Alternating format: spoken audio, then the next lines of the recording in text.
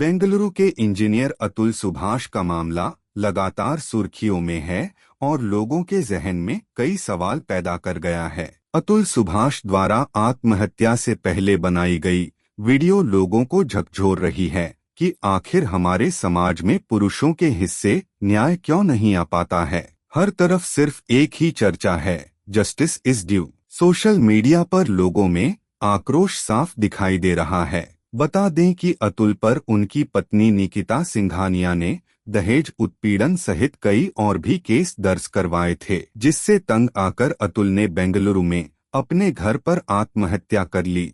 अतुल की आत्महत्या की जगह पर एक तख्ती भी पुलिस को मिली है, जिस पर लिखा है जस्टिस इज ड्यू, यानी इंसाफ अभी बाकी है।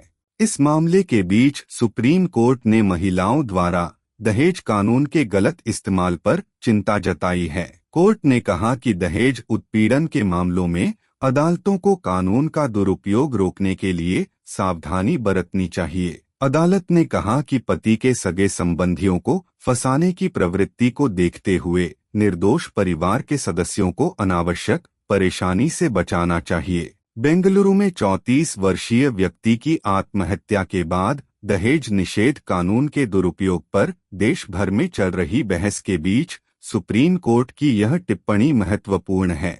आत्महत्या से पहले अतुल सुभाष ने 80 मिनट का एक वीडियो रिकॉर्ड किया था, जिसमें उन्होंने अपनी अलग रह रही पत्नी निकिता सिंघानिया और उसके परिवार पर पैसे ऐंठने के लिए उन पर कई मामले दर्ज करने का आरोप लगाया था।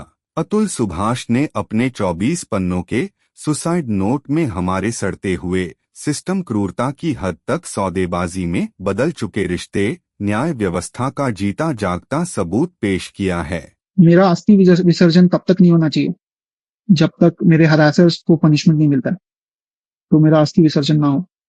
अगर इतने सारी चीजें, एविडेंस और सब कुछ होने के बाद भी अगर कोर्ट, ये जज और मेरे बाकी के हरासर्स को पनिशमेंट नहीं देती है और बरी कर देती है, तो मेरा जो अस्थि है वहीं कोर्ट के बाहर किसी गटर में बहा देना चाहिए, ताकि मैं ये जान जाऊं हमेशा हमेशा के लिए, मैं ये अपना लेसन सीखता रहूं कि इस देश में क्या वैल्यू है एक लाइफ की। सुप्रीम कोर्ट की सख्त टिप्पणी तेलंगाना हाई कोर्ट के उस आदेश को खारिज करते हुए आई, जिसमें एक व्यक्ति, उसके माता पिता और परिवार के अन्य सदस्यों के खिलाफ दहेज उत्पीड़न के मामले को खारिज करने से इनकार कर दिया गया था। कोर्ट ने कहा कि एफआईआर की जांच से पता चलता है कि पत्नी के आरोप अस्पष्ट थे।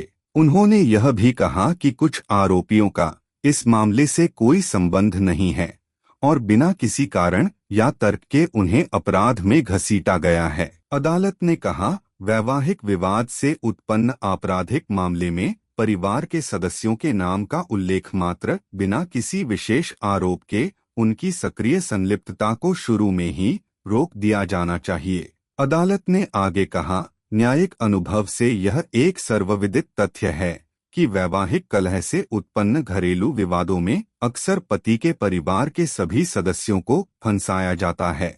न्यायमूर्ति बीवी नागरत्ना और न्यायमूर्ति एन कोटेश्वर सिंह की पीठ ने अपने आदेश में कहा कि ठोस सबूतों के अभाव में इस तरह के व्यापक आरोप अभियोजन का आधार नहीं बन सकते।